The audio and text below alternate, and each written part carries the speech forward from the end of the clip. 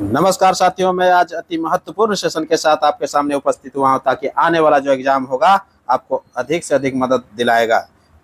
सभी वीडियो आप देख करके जाएं, आपको एग्जाम में अधिक से अधिक आपको सफलता देने का काम करेगा। इसी व्यू से मैं सभी वीडियो को बनाने का प्रयास कर रहा हूं दोस्तों, ताकि आपको कम से कम मेहनत करना पड़े। आप मेहनत कीजिए, हम आपके मेहनत को और आसान करने के लिए बहुत कोशिश कर रहा हूँ। तो पहला क्वेश्चन है, राजा रवि वर्मा कौन थे? राजा रवि वर्मा के बारे में पूछ रहा है दोस्तों। राजा रवि वर्मा जो थे बहुत बड़ा एक चित्रकार था। क्या था वो? चित्रकार थे। ऑप्शन ए हो जाएगा। क्लियर। नेक्स्ट क्वेश्चन, यदि चलती हुई वस्तु का वेग दुगुना हो जाए तो वस्तु का गतिज ऊर्जा क्या होगा? यदि चलती हुई वस्तु का वेग दुगुना हो जाए तो वस्तु की गतिज ऊर्जा क्या होगा? तो गतिज ऊर्जा जो होगा दोस्तों, काइनेटिक एनर्जी जो होता है, काइनेटिक एनर्जी बराबर होता है हाफ mv² होता है दोस्तों। देखे होंगे फॉर्मूला यही होता है। तो कहता है भी जो होता है दुगुना हो जा रहा है, अर्थात काइनेटिक एनर्जी जो होगा 4 गुना हो जाएगा दोस्तों। ऑप्शन क्या हो जाएगा? ऑप्शन सी हो जाएगा। क्लियर। नेक्स्ट क्वेश्चन, बैरोमीटर के पाठ्यक्रम में देखिए बहुत ही इंपॉर्टेंट क्वेश्चन, बैरोमीटर के पाठ्यांक में अचानक गिरावट क्या दर्शाता है? पाठ्यक्रम जो होता है, पाठ्यांक जिसको बोलते हैं बैरोमीटर का, उसको अचानक गिरावट हो रहा है तो आंधी एवं तूफान आने की संभावना रहेगा दोस्तों। क्या होगा? आंधी तूफान आने की संभावना है। Clear. Option C. Next question, यदि जहाज नदी से समुद्र में प्रवेश करेगा तो क्या होगा? कोई जहाज जो है नदी में क्या हो रहा है? तैर रहा है। अगर वो नदी से तैरते तैरते वो क्या हो गया? समुद्र में प्रवेश किया तो कहता है कि वह क्या होगा, उसमें क्या परिवर्तन होगा? तो आप देखे होंगे कि समुद्र में जो है खारापन अत्यधिक रहता है, जिसके कारण से वो होता है समुद्र का जो है ऊंचाई थोड़ा बढ़ जाता है, इसलिए हल्का जो है क्या होगा? ऊपर उठ जाएगा। हल्का ऊपर उठेगा। कौन? जहाज जो है हल्का ऊपर उठ जाएगा। ऑप्शन सी हो जाएगा। क्लियर। नेक्स्ट क्वेश्चन, राज्य विधान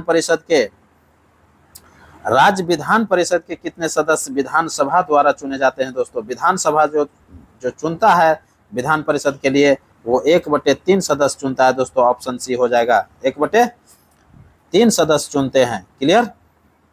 नेक्स्ट क्वेश्चन, सीटी स्कैन में प्रयोग किया जाता है। सीटी स्कैन जो होता है उसमें प्रयोग किया जाता है। क्या प्रयोग किया जाता है? सीटी स्कैन में जो है एक्सरे का प्रयोग होता है। किसका प्रयोग होता है? एक्सरे का प्रयोग होता है। ऑप्शन सी हो जाएगा। नेक्स्ट क्वेश्चन, किस सदन की अध्यक्षता, देखिए बहुत इंपॉर्टेंट क्वेश्चन, किस सदन की अध्यक्षता ऐसे व्यक्ति द्वारा होती है जो उसका सदस्य नहीं होता है दोस्तों? आप देखे होंगे राज्यसभा का जो अध्यक्ष होता है वो कौन होता है? आप देखे होंगे राज्यसभा का जो अध्यक्ष होता है कौन होता है? उपराष्ट्रपति होता है दोस्तों। और उपराष्ट्रपति हो जाता है, राज्यसभा का सदस्य नहीं होता है। इस चीज को आप ध्यान में रखिएगा। इसलिए क्या हो जाएगा? ऑप्शन क्या हो जाएगा? सी हो जाएगा। क्लियर। नेक्स्ट क्वेश्चन, किस गवर्नर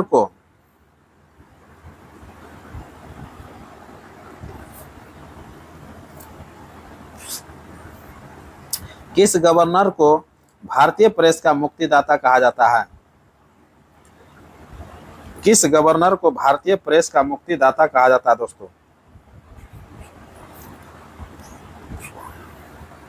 किस गवर्नर को भारतीय प्रेस का मुक्तिदाता कहा जाता है? तो चार्ल्स मेडकॉफ को कहा जाता है दोस्तों। किसको कहा जाता है? चार्ल्स मेडकॉफ को कहा जाता है। ऑप्शन सी हो जाएगा। नेक्स्ट क्वेश्चन, चिकित्सा के क्षेत्र में गोल्डन आवर, बहुत इंपॉर्टेंट क्वेश्चन है दोस्तों। चिकित्सा के क्षेत्र में गोल्डन आवर क्या दर्शाता है? चिकित्सा के क्षेत्र में गोल्डन आवर किससे संबंधित है? तो हार्ट अटैक से संबंधित है दोस्तों। ऑप्शन बी हो जाएगा, हार्ट अटैक से संबंधित है। क्लियर। नेक्स्ट क्वेश्चन, अरावली का पहाड़ी कहाँ है? अरावली का पहाड़ी कहाँ पर है? तो अरावली का पहाड़ी के बारे में आप जान रहे होंगे कि अरावली की पहाड़ी जो है राजस्थान में पड़ता है दोस्तों। कहाँ पड़ता है? राजस्थान में पड़ता है अर्थात भारत में होगा। क्लियर। नेक्स्ट क्वेश्चन, मरुस्थल में मृग मरीचिका, बहुत इंपॉर्टेंट क्वेश्चन है। मरुस्थल में मृग मरीचिका उत्पन्न होने का कारण क्या है? मरुस्थल में जो है मृग मरीचिका उत्पन्न होने का कारण क्या है?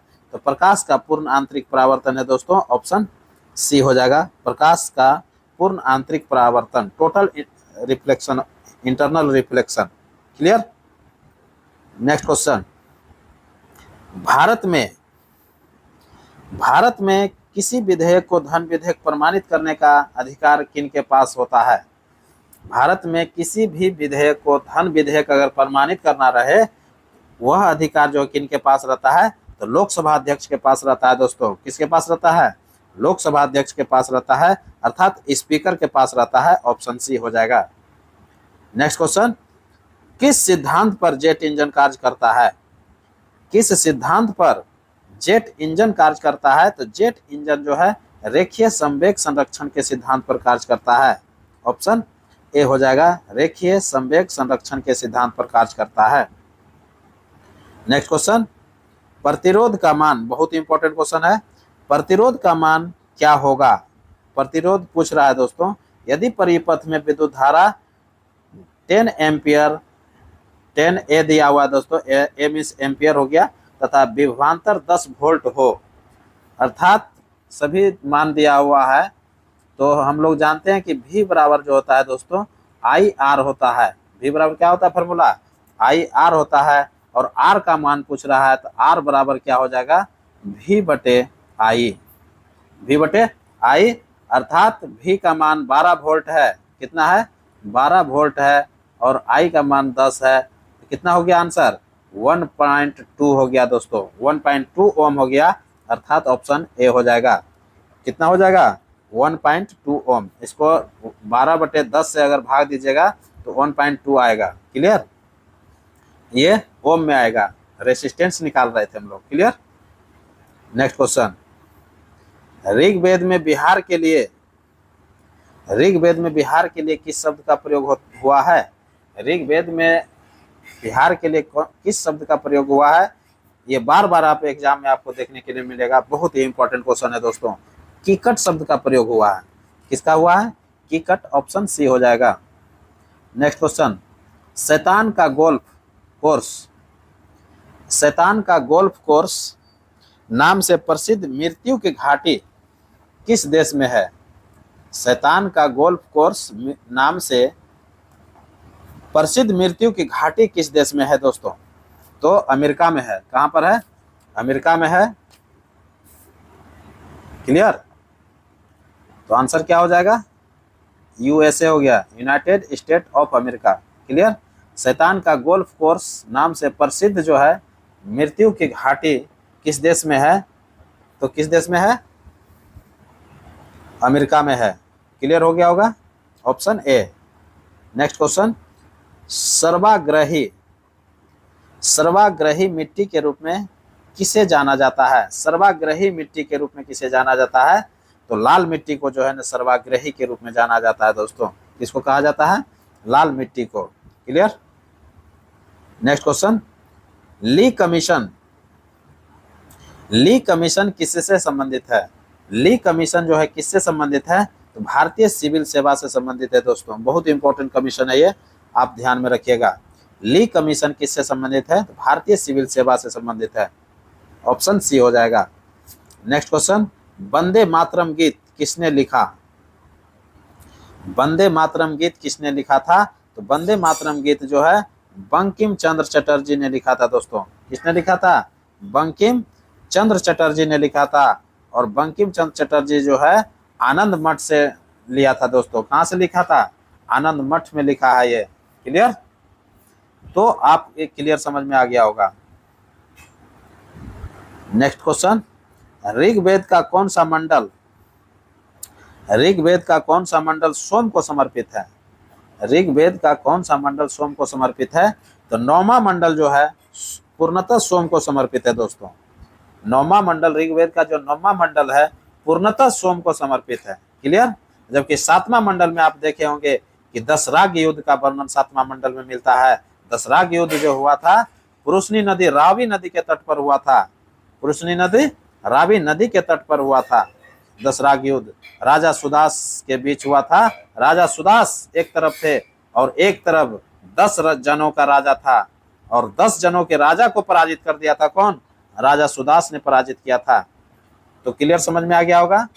7वां मंडल में क्या है? दसराग युद्ध का वर्णन है। कहां पर लड़ा गया था? पुरुषनी नदी रौवी नदी के तट पर लड़ा गया था। पुरुषनी नदी पहले कहा जाता था, उसी का अभिनाम रौवी नदी के नाम से जाना जाता है दोस्तों।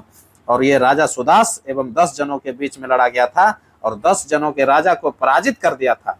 अर्थात एक तरफ 10 राजा लड़ रहे थे, एक तरफ अकेला सुदास लड़ रहा था और अकेला सब पर भारी पड़ा था दोस्तों। इस तरह से आप याद रख सकते हैं। 10वां मंडल में पुरुष सूक्त का वर्णन मिलता है। 10वां मंडल में पुरुष सूक्त मंत्र का वर्णन मिलता है और पहली बार शूद्रों का वर्णन भी 10वां मंडल में मिलता है दोस्तों। पहली बार जो है शूद्रों का वर्णन जो मिला है ऋग्वेद के 10वां मंडल में ही मिला है और इसी में चतुर्वर्ण का विश्लेषण किया गया है, अर्थात मनुष्य को 4 वर्णों में विभाजित किया भी गया है।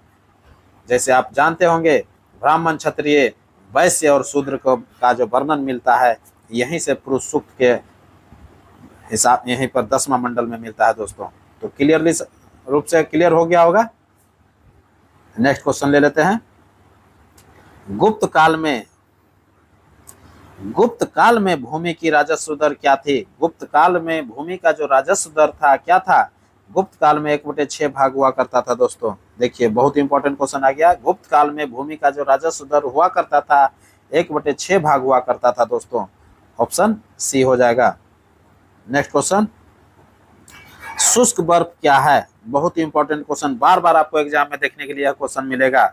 जब प्रीवियस ईयर का क्वेश्चन आप किसी भी प्रीवियस ईयर का क्वेश्चन उठाइएगा तो शुष्क बर्फ आपको देखने के लिए मिलेगा। शुष्क बर्फ जो होता है ठोस कार्बन डाइऑक्साइड को कहते हैं दोस्तों। किसको कहते हैं? ठोस कार्बन डाइऑक्साइड जो गैस है इसको आप शुष्क बर्फ कहा जाता है। क्लियर। नेक्स्ट क्वेश्चन, भूपर्पटी में सबसे अधिक पाया जाने वाला तत्व कौन है? भूपर्पटी में जो सबसे अधिक पाया जाता है वो ऑक्सीजन पाया जाता है दोस्तों। क्या पाया जाता है? ऑक्सीजन पाया जाता है और 46.5% पाया जाता है दोस्तों। अर्थात क्या हो जाएगा? ऑप्शन बी हो जाएगा, ऑक्सीजन पाया जाता है। भूपर्पटी में सबसे अधिक पाया जाने वाला तत्व जो है ऑक्सीजन है, 46.5% पाया जाता है। क्लियर। जबकि नाइट्रोजन जो होता है गौण मात्रा में पाया जाता है, अर्थात नगण्य नहीं के मात्रा में पाया जाता है नाइट्रोजन। क्लियर। और सिलिकॉन जो है 25% पाया जाता है दोस्तों। भूपर्पटी की बात हो रहा है, वायुमंडल की बात नहीं हो रहा है दोस्तों। वायुमंडल में नाइट्रोजन की मात्रा 78% है, ध्यान रखिएगा। क्लियर। जबकि ऑक्सीजन की मात्रा कितना है? 21% के लगभग है दोस्तों, ध्यान रखिएगा। वायुमंडल की चर्चा जब करेंगे तो वायुमंडल में ऑक्सीजन जो हो जाता है 21% रहता है और नाइट्रोजन कितना? 78% रहता है। जब भूपर्पटी में चर्चा करेंगे तो ऑक्सीजन 46.5% मिल जाएगा और नाइट्रोजन जो है नगण्य मात्रा में रहता है। क्लियर। नेक्स्ट क्वेश्चन ले लेते हैं। बिहार बंगाल से अलग कब हुआ? बिहार जो है बंगाल से कब अलग हुआ? तो बिहार जो है बंगाल से अलग हो गया था 1 अप्रैल को। कब हुआ था? 1 अप्रैल 1912 ईस्वी में हुआ था दोस्तों। कब हुआ था? 1912 ईस्वी में हुआ था। तो ऑप्शन ए देख रहे हैं आप, बिहार बंगाल से अलग कब हुआ था? तो 1912 ईस्वी में 1 अप्रैल को हुआ था। जबकि उड़ीसा जो है बिहार से कब अलग हुआ था? 1936 ईस्वी में अलग हुआ था। और बिहार से ही कौन अलग हुआ था? आप देखे होंगे भारत से कौन अलग हुआ था? 1937 ईस्वी में बर्मा अलग हुआ था दोस्तों। और बिहार से कौन अलग हुआ है? 2000 ईस्वी में तो झारखंड अलग हुआ है। ये हम ध्यान में रखिएगा। क्लियर हो गया होगा। गीत सेठी का संबंध किस खेल से है? बहुत इंपॉर्टेंट क्वेश्चन आ गया। गीत सेठी का संबंध जो है किस खेल से संबंधित है? तो स्नूकर जो है आप देख रहे हैं, बिलियर्ड्स, इसी को बिलियर्ड्स बोलते हैं दोस्तों। क्या बोलते हैं? इसी को बिलियर्ड्स बोलते हैं, ध्यान में रखिएगा। बहुत ही इंपॉर्टेंट क्वेश्चन है, बिलियर्ड्स। क्लियर। बिलियर्ड्स को ही क्या बोलते हैं, स्नूकर बोलते हैं। ऑप्शन सी हो जाएगा। गीत शेट्टी का संबंध स्नूकर बिलियर्ड से है। नेक्स्ट क्वेश्चन, कावेरी जल विवाद, बहुत ही इंपॉर्टेंट क्वेश्चन आ गया दोस्तों। कावेरी जल विवाद किसके मध्य है? कावेरी जल विवाद जो है, आप दक्षिण में जाइएगा तो कावेरी जल विवाद देखने के लिए मिलेगा। कावेरी जल विवाद में सभी राज्य उधर लगभग पड़ता है, तमिलनाडु, कर्नाटक, केरल, पांडिचेरी, ये सभी संबंधित है दोस्तों। कौन कौन है? तमिलनाडु, कर्नाटक, केरल, पांडिचेरी, ये चारों मिल करके इसमें कावेरी जल विवाद में पड़ा हुआ है। लेकिन मुख्य रूप से अगर पूछा जाए, मुख्य रूप से जो है तमिलनाडु और कर्नाटक के बीच में यह विवाद चल रहा है। तो क्लियर समझ में आ गया होगा। कावेरी जल विवाद जो है मुख्य रूप से तमिलनाडु कर्नाटक के बीच में विवाद चल रहा है, जबकि आप देखे होंगे कि तमिलनाडु, कर्नाटक, केरल, पांडिचेरी के का भी इसमें कावेरी जल विवाद चल रहा है। तो क्लियर हो गया होगा। अर्थात क्या होगा? मुख्यतः कर्नाटक एवं तमिलनाडु के मध्य होगा। क्लियर? ऑप्शन सी हो जाएगा। नेक्स्ट क्वेश्चन, विश्व की सर्वाधिक लंबी पर्वत श्रृंखला क्या है? विश्व की सर्वाधिक लंबी पर्वत श्रृंखला क्या है? लंबी पर्वत श्रृंखला जो है वो एंडीज पड़ता है दोस्तों। क्या पड़ता है? एंडीज है। विश्व की सर्वाधिक लंबी पर्वत श्रृंखला एंडीज है। जबकि ऊंचा पर्वत श्रृंखला अगर पूछ दे तो हिमालय आ जाता है दोस्तों। विश्व का सबसे ऊंचा अगर पर्वत पूछे तो हिमालय होगा, जबकि सबसे सर्वाधिक लंबी पर्वत श्रृंखला अगर पूछ दे तो एंडीज हो जाएगा। क्लियर? नेक्स्ट क्वेश्चन, और बहुत ही इंपॉर्टेंट क्वेश्चन है ये।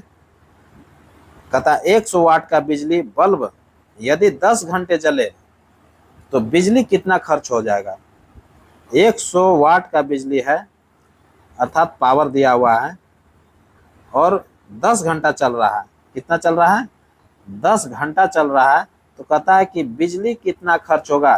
तो बिजली जो खर्च होता है दोस्तों, खर्च बराबर अगर हम निकालें तो होता है वाट गुना घंटा। क्या होता है? वाट गुना घंटा होता है। वाट जो दिया हुआ है 100 वाट है, और घंटा जो दिया हुआ है 10 घंटा है दोस्तों। अर्थात 1000 क्या हो जाएगा? वाट घंटा हो जाएगा। 1000 वाट घंटा बराबर 1 किलोवाट घंटा हो, 1 यूनिट होता है दोस्तों। क्या होता है?